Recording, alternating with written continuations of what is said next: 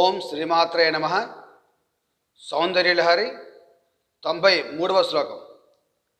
అరాళాకేశేషు ప్రకృతి సరళ మందహసితే శిరీషాభాచిత్తే దృషద్దుపలకు శోభాకుచితటే వృసం తన్వీ మధ్యే పృథురసిజారోహ విషయే జగత్రాతుం శంభోర్జయతి కరుణ కాచిదరుణ.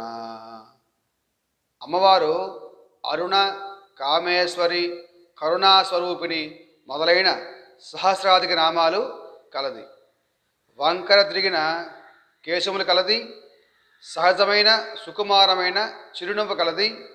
హృదయము శీర్షాకుసుమం వలె మృదువైనది. స్తనములు కఠినమైనవి.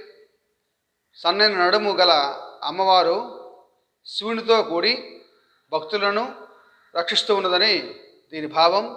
ఓం శ్రీమాత్రే నమః.